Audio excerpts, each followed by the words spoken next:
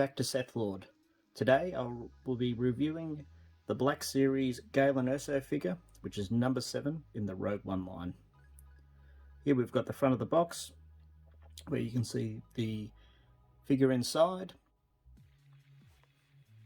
And here we have the back of the box, which has the blurb on the character and the portrait. And then on the side of the box, we've got the portrait again, which is part of the mural for the whole Rogue One line.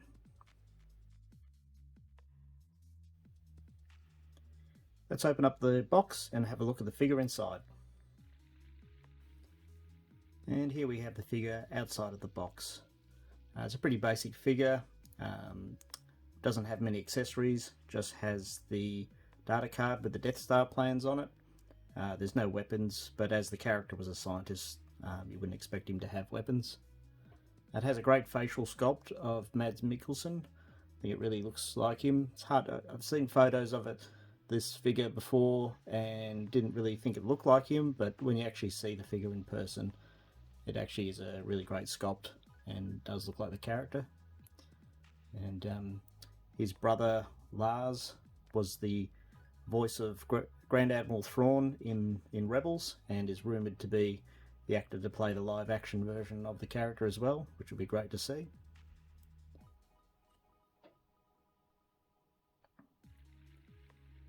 Now on the right arm has that insignia there, which I think was for the Project Stardust team that was working on the Death Star.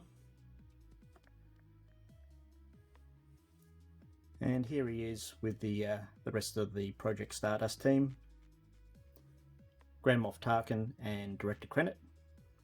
And it's interesting to see the difference between the Imperial officer figures here. Now they've all basically got the same tunic, but Galen Erso's character has different pants. He doesn't have the jodhpurs like you can see on Grand Moff Tarkin there, and he also doesn't have the big boots as well. He's just got shoes or boots that tuck under the pants there.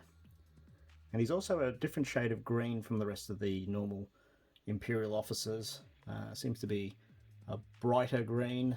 It's not as much of an olive colour like the others.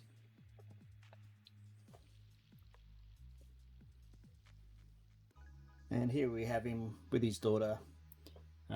If the film had a different ending than what we got, not to say that what we got wasn't a good ending, this probably would have been a boring ending, but here he is just handing over the Death Star plans then instead of her looking for them.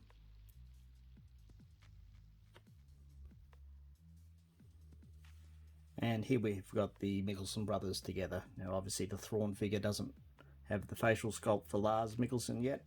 No doubt when we see the character in live action, they will do a new version of the figure with an updated face sculpt. And here's a better look of the facial sculpt. I like how they've got the stubble there. I think that's a good look that they've gone for there. One thing with these new facial sculpts, with the new technology that they're using, I do find that some of the faces do come across as being very shiny. But I think it's a really good likeness of the actor though.